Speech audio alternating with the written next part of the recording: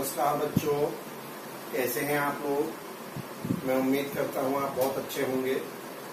बच्चों, हम लोगों ने इससे पहले लेक्चर में फंक्शन की थ्योरी पढ़ी थी, जो हमारे वेरियस टाइप के फंक्शन है, जैसे one one, many one, into, onto. One one, many one को कैसे हम आइडेंटिफाई करेंगे, ऐसे ही इनटू और ऑन टू को कैसे आइडेंटिफाई करेंगे, उसका तरीका भी बताया था। उसी को हमें यहाँ पे बच्चों अप्लाई करना है। तो आइए देखिए, प्रॉब्लम है हमारी, so that the function f r star to r star. ये जो इसका डोमेन है वो आर स्टार है, को डोमेन भी आर स्टार है। अब ये तो आप समझ ही गए होंगे, जब हम फंक्शन लिखते हैं एफ आर टू आर या कुछ भी, तो ये पहला वाला जो है ये इसका डोमेन होता है, दूसरा वाला उसका को डोमेन होता है। मेरे बच्चों, तो f such that r star to r star define y f x equal to 1 over x is 1 1 and on to। कैसा बताना हमें फंक्शन कि ये r star to r star है और f x 1 over x है, ये फंक्शन हमारा 1 1 on to है, ऐसा हमें प्रूव करना। तो चलिए बच्चों, आइए, फंक्शन है हमारा f x equal to 1 over x, let x1 and x2 belongs to r star. R star बोल दो इसे, या डोमेन भी बोल दो ब्रैकेट में, क्योंकि दोनों ही आर स्टार है। तो मैंने x1 and x2 belongs to domain, ठीक है बच्चों। तो डोमेन हो गया such that fx1 equal to fx2,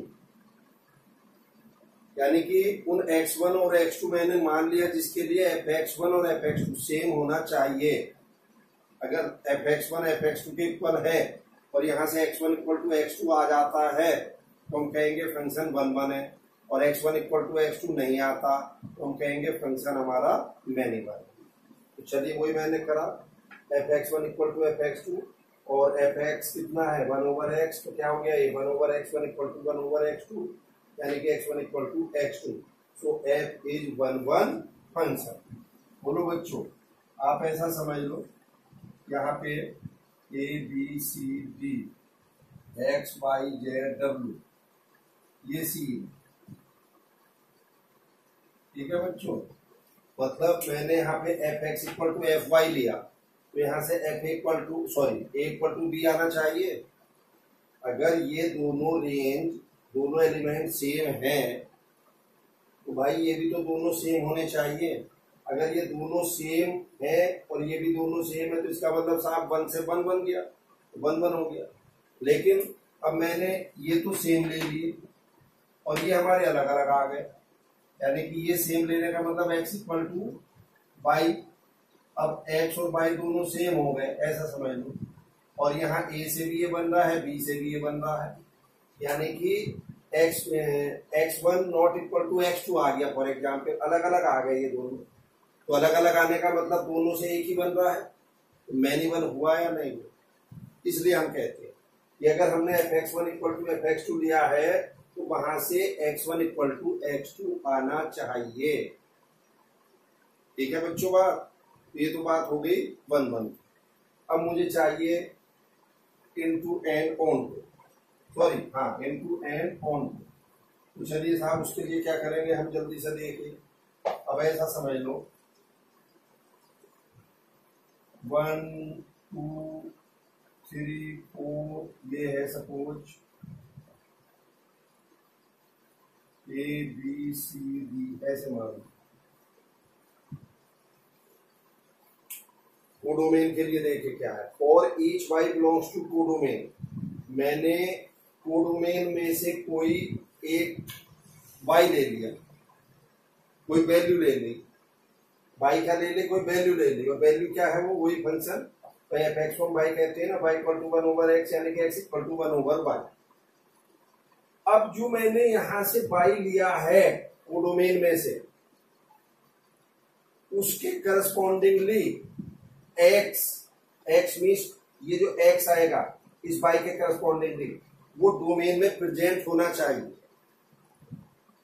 इस बाई के जो भी बाई मैंने यहाँ पे ली है उसके करस्पॉन्डिंगली डोमेन में उसकी प्री इमेज होनी चाहिए ना, तभी तो फंक्शन होगा। अब अगर फ्री इमेज नहीं है, यहाँ खाली पड़ा कोई एलिमेंट, तब कैसे करोगे? अभी पूरा बिल्कुल एक ही एग्जाम्पल से सारी बात समझ में आ जाएगी आपको, ये ध्यान से सुन ले। अब मैंने यहाँ फॉर एग्जाम्पल, अब चलिए पहले x इक्वल टू 1/y आया। फॉर एग्जाम्पल मैं यहाँ पे ले लेता हूँ y इक्वल टू 2। भैया x क्या आ गया? 1/2 आया या नहीं आया? अब आप देखिए,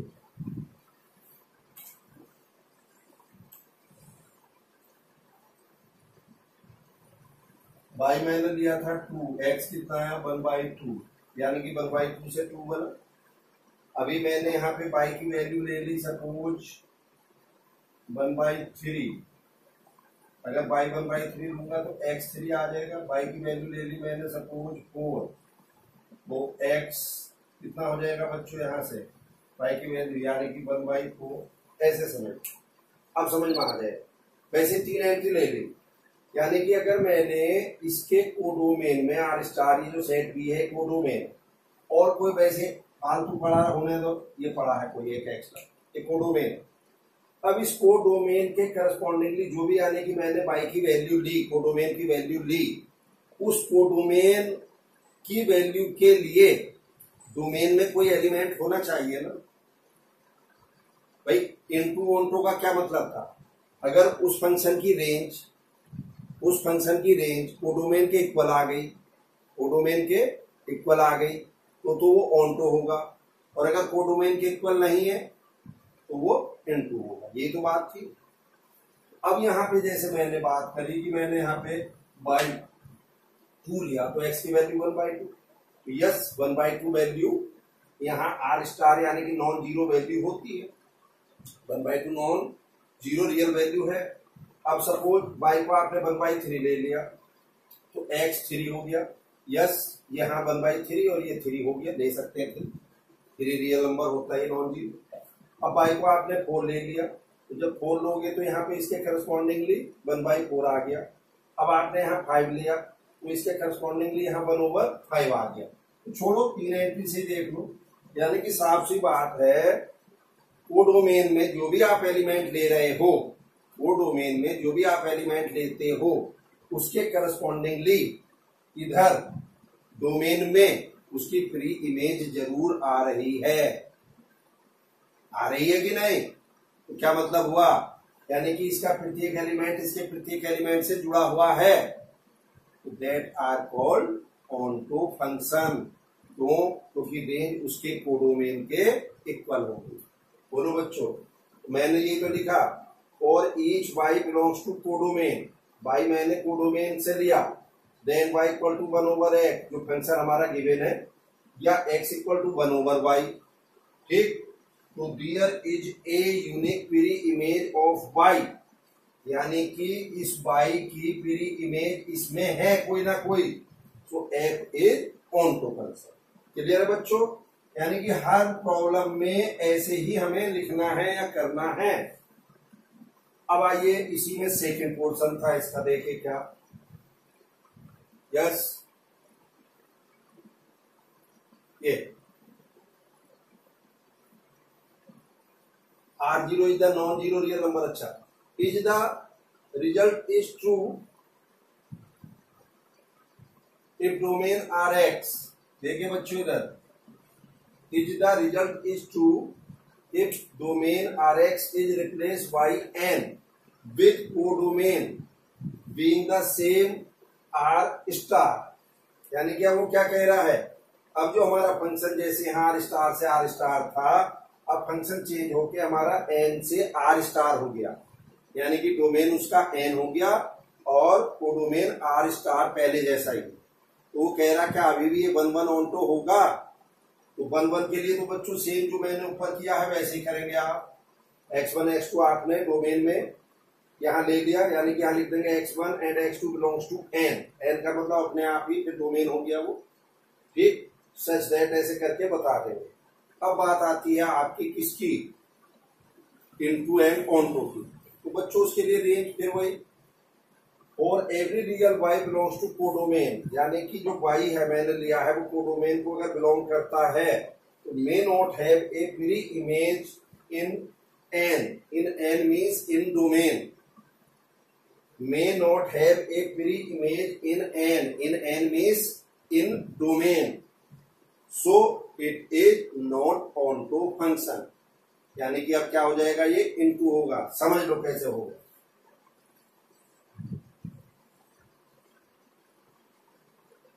आपने मान लीजिए यहां पे ले लिया 1/2 ले लिया, फंक्शन हमारा क्या है, वही है ना x इक्वल टू 1/y।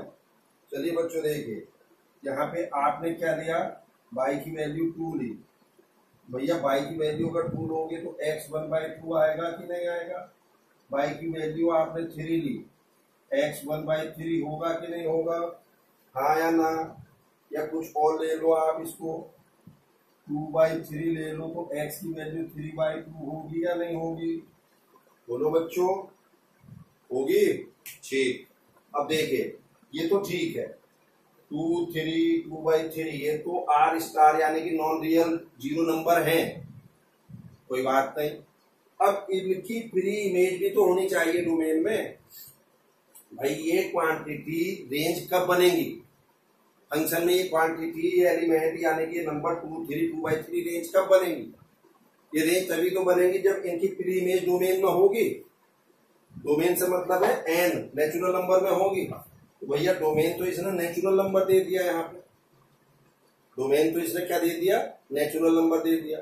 तो नेचुरल नंबर अगर इसने डोमेन दे दिया तो इसका मतलब साफ साफ है कि ये जैसे 1/2, 1/3, 3/2 ये संख्या तो नेचुरल नंबर नहीं, ये संख्या कैसी नहीं है, नेचुरल नंबर नहीं है। इट मीन्स क्या मतलब हुआ, यानी कि ये फंक्शन हमारा ऑन्टो नहीं है। क्यों, क्योंकि इनकी बाकी जो वैल्यूज हैं इनकी प्री इमेज इसमें नजर नहीं आ रही है। या एक ढंग से ऐसा कह सकते हो इसे, आपको और बढ़िया ढंग से समझा दूं मैं, आप इधर देखिए। यस, ध्यान से देखना बच्चों, बिल्कुल एक ही सवाल में सारी चीज क्लियर हो जाएगी। 1, 2, 3, 1/2, 1/3, 3/2, या इसे भी छोड़ दो। 4 ये क्या आएगी, 1, 1/2, 1/3, 1/4,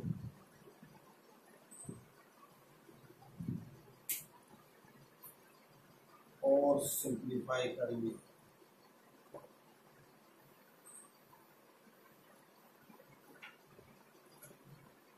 वन, 1/2, 1/3, 3, 5 एक्सेट्रा। ऐसा देखो बच्चों, भाई ये सारे के सारे जो नंबर हैं ये मैंने आर स्टार से उठाए, कोडोमेन से उठाए, सेट बी के 1, 1/2, 1/3, 3, 5। अब 1 के करस्पॉन्डिंगली इसकी इमेज 1 आ जाएगी, क्योंकि हमारा फंक्शन यहाँ पे y इक्वल टू 1/x है, यानी कि x equal to 1/y। x y आपने 1/2 ली, तो y अगर 1/2 लोगे तो x की वैल्यू 2 आ जाएगी। ऐसे y की वैल्यू 1/3 ली, x की वैल्यू 3 आ गई। लेकिन मैंने कोडोमेन में से और कुछ ऐसी वैल्यू ले ली, जैसे 3 ले ली, 5 ले ली, बट 3 और 5 की इधर मेरा इमेज नहीं है कोई भी। भाई 3 के करस्पॉन्डिंगली 1/3 आएगा ना, और 1/3 नेचुरल नंबर होता नहीं। ऐसे 5 के करस्पॉन्डिंगली 1/5 आएगा, which is not a natural number. तो इसका मतलब ये हुआ एक कोडोमेन में बहुत सारे एलिमेंट ऐसे हैं, कोडोमेन में बहुत सारे एलिमेंट ऐसे हैं जिनकी डोमेन में प्री इमेज नहीं है। बोलो नहीं है।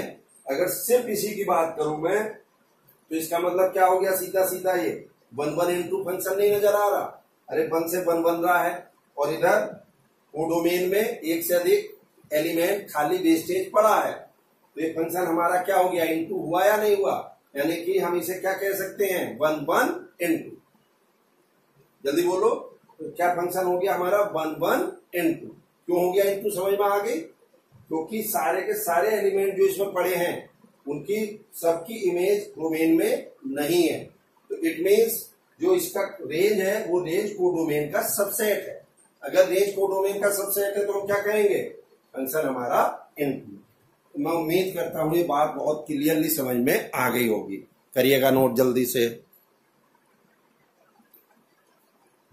चलिए बच्चों देखिए नेक्स्ट प्रॉब्लम नंबर 2। ये बच्चों एनसीईआरटी है, एक्सरसाइज 1.2 हम सॉल्व कर रहे हैं आज। Check the injectivity and subjectivity of the following function, यानी कि हमें इन 1 और ऑन टू फंक्शन पता करना है या नहीं है। तो पहला है एफ एन टू एन और गिवन है function f x equal to x square, और डोमेन और कोडोमेन क्या है, नेचुरल नंबर है। तो आइए f such that n to n f x equal to x square, let x1 x2 belongs to codomain, sorry let x1 and x2 belongs to domain, domain कोई तो belong करेंगे ये x1 x2, input के कोई दो element लेंगे such that जिनके लिए fx1 equal to fx2 है। तो यहां से हमें x1 equal to x2 prove करना है। तो fx1 equal to fx2 यानी कि fx कितना x स्क्वायर, तो x1 square equal to x2 square, तो x1 equal to x2। So f is 1 function. अब आप यहां कह सकते हो कि भाई तुमने यहां पर इसको ऐसे क्यों नहीं करा। एक तरीका तो ये था x1 equal two plus minus x2, या x1 square minus x2 square equal to 0, x1 minus x2, x1 plus x2 equal to 0, यानी कि x1 इक्वल टू x2 और x1 equal to minus x2। वही बात आ गई ना। ये सिंपल ऐसे क्यों नहीं लिया बच्चों, ऐसे इसलिए नहीं लिया क्योंकि डोमेन इसका नेचुरल नंबर।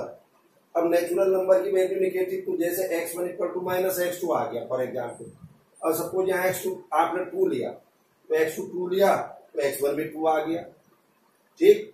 लेकिन अगर इस वाले पोर्शन को भी मैं ले लेता तो x2 इक्वल टू 2 के लिए x1 माइनस 2 आ जाता कि नहीं। ऐसे केस में दो इनपुट आते कि नहीं आते, but minus x1 equal to minus 2 हो नहीं सकता। क्यों? क्योंकि x1 और x2 तो आपने दोनों डोमेन में से एलिमेंट लिए थे, और जो डोमेन है वो नेचुरल नंबर है। तो इसलिए जब नेचुरल नंबर है, नेचुरल नंबर है, तो उस केस में हम सिंपली यहाँ x1 इक्वल टू x2 कर दे, तो क्या कहेंगे, सो f इज 1 फंक्शन। यहीं पे अगर देखिए बच्चों, दूसरी और तीसरी भी प्रॉब्लम आपको करता हुआ बढ़ रहा हूं मैं आगे। अगर यहाँ पे दूसरी होती z से z, ठीक, तो बच्चों अब हम z से जब z होती तो इसे x1 equal to x2 direct नहीं लिखते, फिर क्या लिखते, जल्दी से देखो, बोलो बच्चों। अब हम उस केस में ये बात लिखते x1 equal to x2, x1 equal to minus x2। क्यों? फॉर एग्जाम्पल x2 की वैल्यू 2 है, तो x1 2 आ गया और वहीं पे x1 माइनस 2 आ गया, तो यानी कि 2 और माइनस 2 दो वैल्यू आई। क्या वो इंटीजर हैं, डोमेन को रिप्रेजेंट करेंगे। ये जो डोमेन था, डोमेन को बिलोंग कर रहे हैं 2 और माइनस 2, यस कर रहे हैं। आपको देखिए, अगर मैं यहाँ पे 2 ले लूं और माइनस 2 ले लूं थोड़ी देर के लिए, या ऐसा कर लो यार, छोड़ दो, f माइनस 2 देखना, माइनस 2 का स्क्वायर 4, f2 देखना 2 का स्क्वायर 4। अब तो बात समझ में आ गई होगी, यानी कि 2 और माइनस 2 दोनों से वैल्यू 4 आई, यानी कि 2 इनपुट से एक आउटपुट बना, 2 इनपुट से एक आउटपुट बना, और ये जो एक आउटपुट बना है इसकी प्री इमेज उस फंक्शन में है। क्यों? क्योंकि फंक्शन अब z से z डिफाइन है, z का मतलब है यहाँ पे इंटीजर। तो इन दिस केस, सेकंड वाले केस में हमारा फंक्शन 1 नहीं होगा, मैनी 1 होगा। कैसा होगा बच्चों? मैनी 1 होगा। क्यों होगा? बात समझ में आई या नहीं आई? क्यों होगा?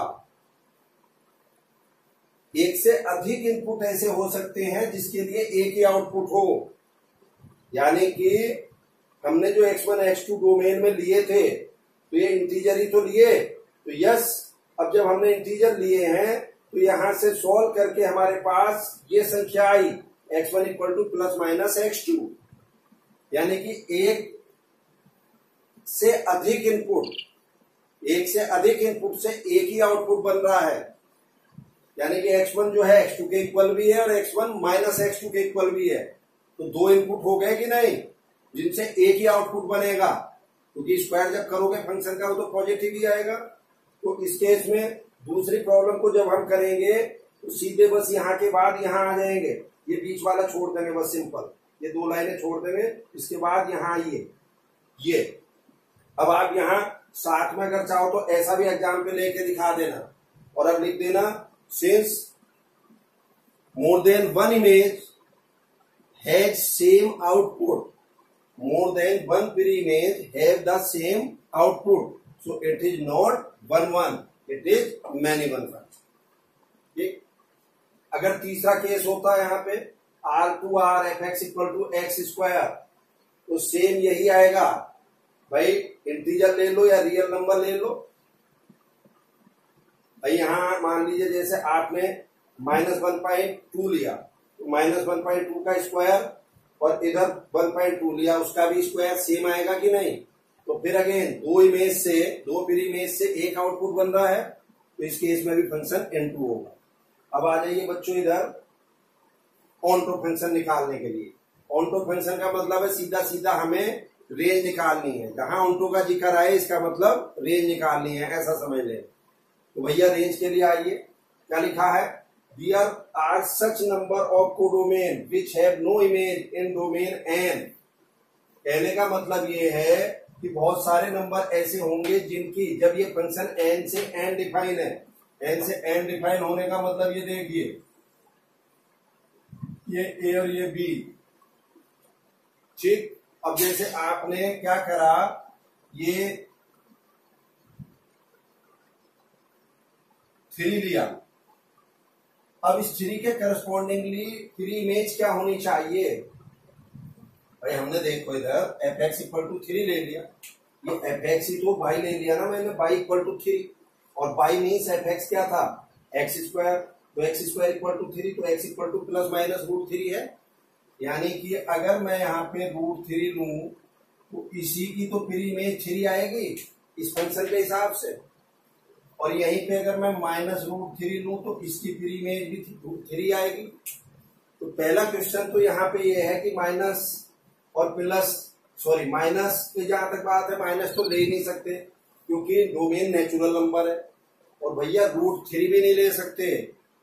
क्यों नहीं ले सकते √3?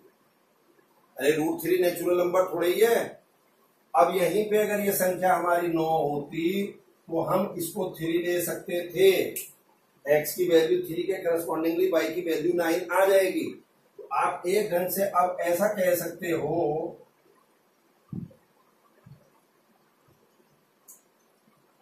जैसे 3, 4, 9, 16, तो 16 का 4 हो जाएगा, ऐसा समझ लो। ऐसे मान लो ये फंक्शन आ गया अब आपके पास भाई, ठीक है, आपने इधर 3 लिया, 9 आ गया, 4 लिया, 16 आ गया।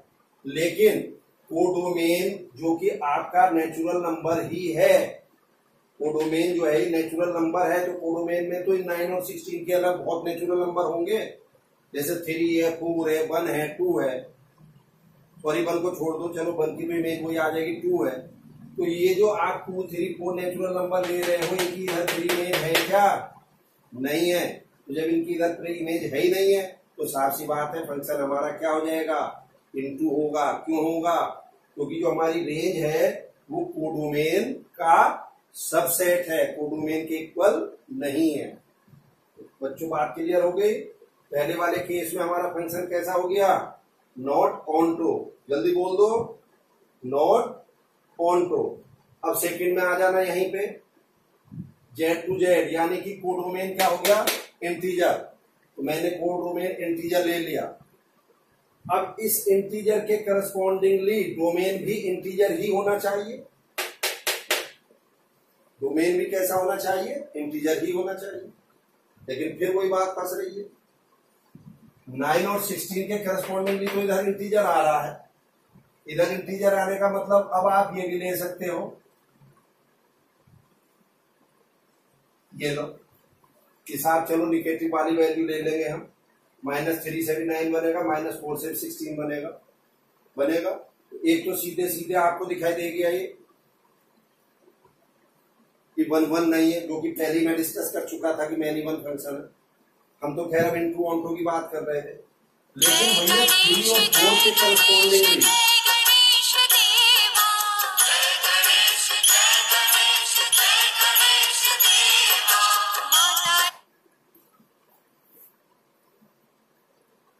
बच्चों 3 और 4 के करस्पॉन्डिंगली आप यहाँ पे देखिएगा जो हमारी वैल्यू है 3 एंड 4, ये इनके करस्पॉन्डिंगली तो कोई भी इमेज दिखाई नहीं दे रही मुझे। अगर मैं ये दोनों जेड भी ले लूं तो 3 और 4 के करस्पॉन्डिंगली तो √3 और √4 आएगा।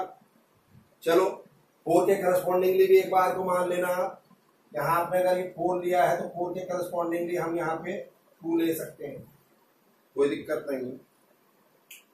ये केस इससे पहले में भी कर सकते थे बच्चों, हम जब n2n लिया था तो ये यहाँ पे अगर मैं x2 लेता तो बाई 4 हो जाता। यस, पिछले केस में भी ले सकते हैं इसको तो, लेकिन 3 के करस्पॉन्डिंगली कुछ नहीं आएगा। 3 के करस्पॉन्डिंगली तो √3 होगा, और √3 जो है वो इस जेड में नहीं आता, ऊपर वाले में तो आएगा ही नहीं, इसमें नहीं आता। ठीक, अब क्या कहेंगे फिर हम, इनटू हो गया साफ सी बात, यानी कि हमारे पास बहुत सारे ऐसे इंटीजर हैं कोडोमेन में, कोडोमेन में बहुत सारे ऐसे इंटीजर हैं जिनकी फ्री इमेज नहीं। अब इसी में अगर ये प्रॉब्लम थर्ड पार्ट होती है R2R, इसमें आपका जो फंक्शन है वो मैनी वन है। मैनी वन के लिए पहले डिस्कशन हो गया था कि बहुत सारे ऐसी वैल्यू जैसे फ्रैक्शन में हम ले लेंगे 1.2 माइनस के प्लस के 1.2 दोनों का स्क्वायर सेम आएगा, तो मैनी वन तो वहां से प्रूफ हो गया था। अब इनटू और ऑनटू के लिए जैसे हम यहाँ पे मैंने ये ले लिया, कोई भी एलिमेंट ले लो, ये रियल नंबर की बात हो रही है, तो ये तो रियल नंबर है ही है, इनके अलग भी आप 1/2 1/3 1.2 1.5 कुछ भी लो, हर नंबर के करस्पॉन्डिंगली इधर मिरर इमेज आएगी। अब जैसे मान लीजिए मैंने 3 लिया तो 3 के करस्पॉन्डिंगली इधर √3 या -√3, तो 3 और -√3 से सेम वही बनेगा कि नहीं बनेगा। यानी कि कहने का मतलब ये कि कोडोमेन में कोई भी एलिमेंट लोगे तो हर एलिमेंट की फ्री इमेज इधर मिलेगी। अब जैसे यहीं पे मैंने इधर 3 लिया था, x² = 3, तो x = ±√3, तो यहाँ इस पे हमें ±√3 मिल रहा है डोमेन में, तो डोमेन चूंकि मेरा आ रही है तो यस ±√3 हो सकता है, रियल नंबर है, हो सकता है। तो इस केस में हम क्या कहेंगे कि हर input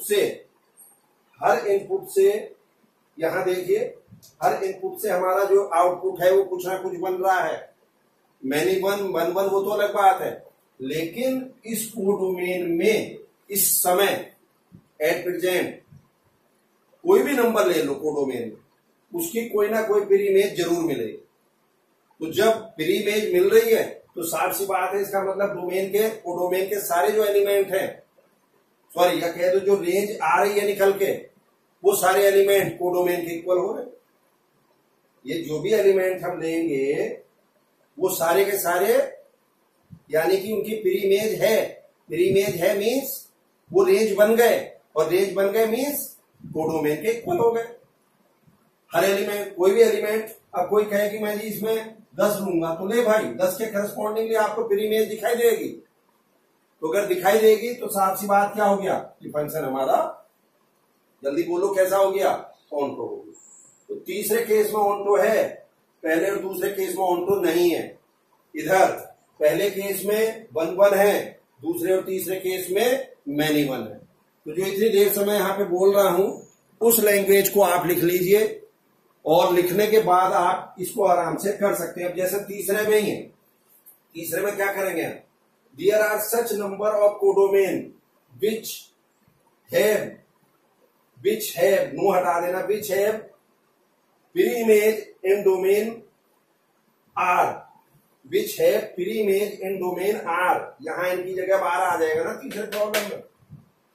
example 3 belongs to codomain, 3 belongs to codomain and there is free image in domain, ऐसे करके दिखा देंगे x = ±√3, so f is, जल्दी बोलो, ऑनटो फंक्शन।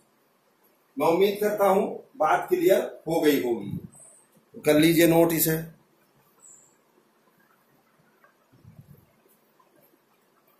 चलिए बच्चों देखिए, इसी का ही फोर्थ पार्ट देखिए। अब फंक्शन बस अंतर क्या हो गया, f x equal to x cube हो गया और डोमेन वही जो पहले दूसरे में है, डोमेन को डोमेन वो वही है। तो सिंपल देखिए, late x1 x2 belongs to domain यानी कि नेचुरल नंबर को such that f(x1) equal to f(x2)। यहां से x1 cube equal to x2 cube यानी कि x1 इक्वल टू x2 आ गया। अब आप कहेंगे कि यहाँ आपने फैक्टर नहीं करे, फैक्टर कैसे वाले नहीं करे, इसी को मैं ऐसा लिख सकता था,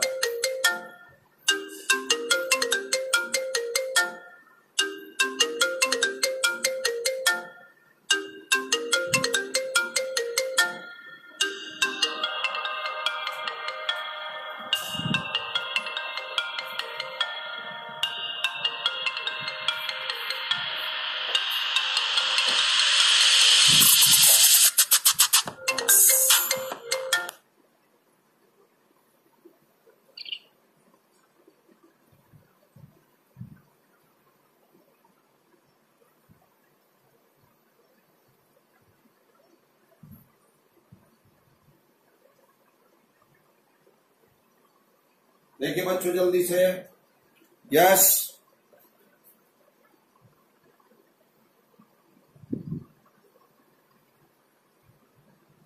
देखो बच्चों, मैंने क्या करा, इसके फैक्टर ऐसे करने थे भाई, डायरेक्ट एक तो ऐसे लिख दिया, एक इसी को ऐसे लिख सकते हैं। तो यहां मैंने क्या करा, x1 minus x2 equal to 0 और दिस इक्वल टू 0। तो बच्चों ये क्वांटिटी 0 नहीं होगी, ये क्वाड्रेटिक इक्वेशन मान लो कि x1 में क्वाड्रेटिक इक्वेशन है फॉर एग्जाम्पल, तो इसका डिस्क्रिमिनेंट निकालना वो निगेटिव आएगा, यानी कि जो वैल्यू है ना ये ऑलवेज 0 से बड़ी होगी। ठीक,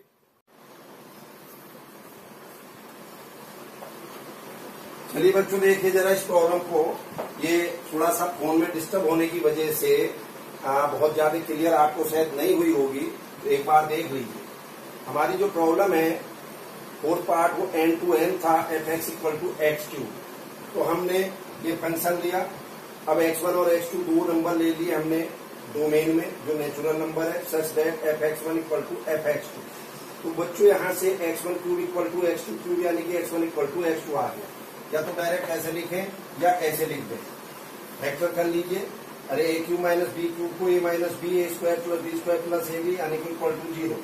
तो यहाँ से x1 minus x2 equal to 0 और दिस इक्वल टू 0। बट ये क्वांटिटी 0 नहीं होती, ये क्वांटिटी ऑलवेज पॉजिटिव होती है। आप इसको क्वाड्रेटिक बना के निकाल लीजिए, डेल्टा इसका 0 से छोटा आएगा, या आप कहोगे अभी बता दूंगा कैसे 0 से बड़ी होती है। तो x1 इक्वल टू x2 यानी कि फंक्शन 1 1 हो गया। अब आइए मैनी वन के लिए, सॉरी n2 and on2 के लिए। There are many such number in codomain which have no pre-image in domain। देखिए बहुत सारे नंबर मैंने ले लिए, जैसे 2 3 4 5।